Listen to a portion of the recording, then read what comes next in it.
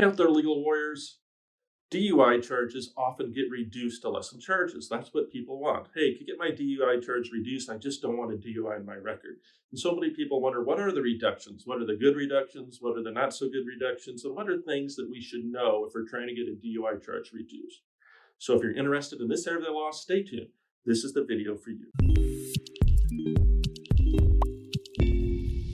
My name is Attorney Lance Fryrear. I'm a defense attorney in Lynnwood, Washington. My law firm has been defending people charged with crimes all throughout Washington state for more than 20 years, and I'm putting out these videos to help educate the public. So if you find this useful, please like and please subscribe.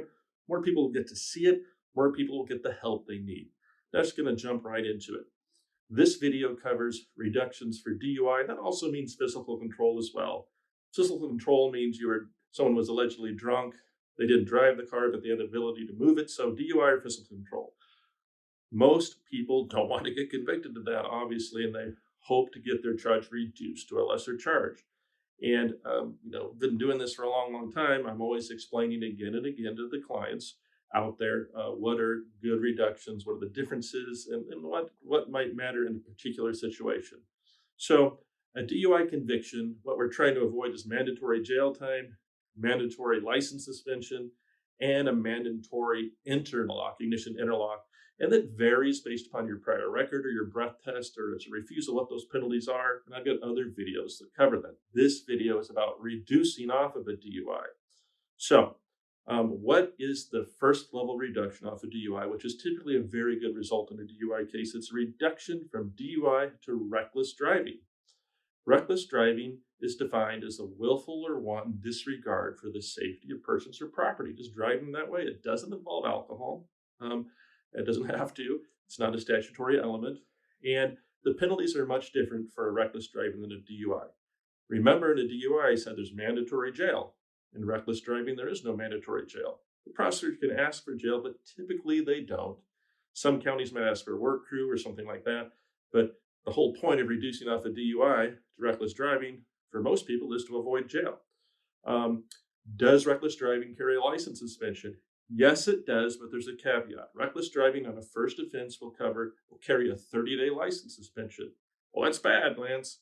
Well, it may be bad or it may not be bad. It depends. So when you get a DUI, most people also have a concurrent, which means at the same time, action against their driver's license from the Department of Licensing, the civil licensing hearing. If we blow 0.08 or higher as an adult or refuse, then we're going to have a license hearing where the Department of Licensing will try to suspend our license regardless of what happens on the criminal side. So if we do suffer a suspended license, either because we lose a hearing or so many people don't request a hearing, we're going to have a suspension that shows up civilly. Well, the law says that 30-day suspension on the reckless runs concurrently at the same time as the civil suspension we already suffered. So if we suffered a civil suspension, that 30-day suspension is not going to be a big deal to us because we're going to get credit for the time we already served a suspension on.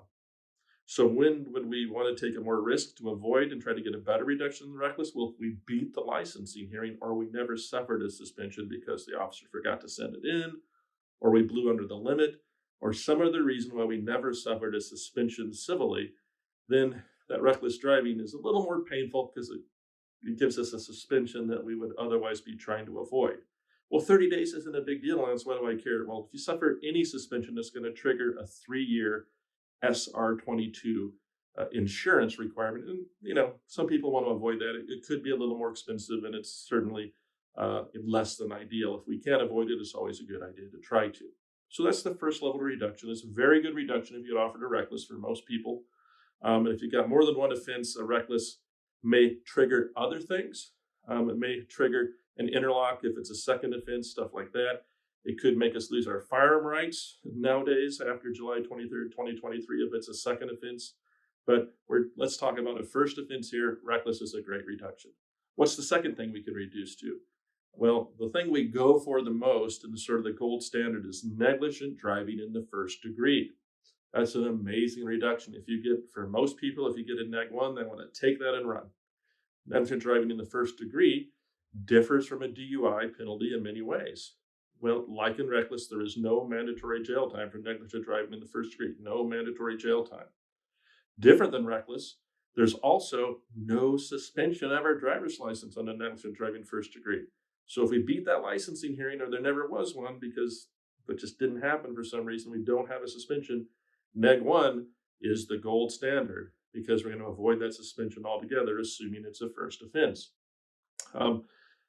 Additionally, neg 1 is a simple misdemeanor as opposed to a gross misdemeanor. So the maximum penalty is only 90 days in jail, not a year in jail. There's also a different maximum fine of $1,000 versus $5,000 for DUI or for reckless. That's not a huge deal because that would only matter if we got in trouble a lot more, and most of us aren't going to do that. We're going to learn our lesson hopefully the first time, but it is a difference between the two. So how is negligent driving first degree defined? Think about it as driving in a manner that wasn't perfect, consuming alcohol or non-prescribed drugs, but not being drunk or under the influence. Think about it like that. It's a little more wordy than that, but basically means that we consumed something and we didn't drive perfect, but we weren't drunk. So neg 1's a great reduction. Almost always want to take that and run. Now, if you have a second offense and within 7 years, the new law says we could lose our firearm rights and will lose our firearm rights by getting a reduction to neg 1 if we have a prior offense as defined under statute. So if you have a prior DUI, any of these reductions may take your firearm rights, so be careful, talk to your attorney. I think the third reduction you can get, which is unheard of for most of the time, we've got it before ourselves, but it's hard to get, it's getting it reduced to an infraction, right? So don't count on that. The infraction that mostly could get reduced to is negligent driving in the second degree. That's a traffic infraction, big old fatty, expensive traffic infraction, but it's not a crime. Therefore, doesn't carry any suspension or interlock or any of that. It's like just a real serious traffic ticket. So to get that, you're going to have an amazing defense, really low breath test, because the prosecutors just can't hand those out. They'd lose their job and they wouldn't be doing their job. Fourth reduction you don't see very often is reckless endangerment. Reckless endangerment did not used to count as a prior offense, so it used to be pretty hard to get those.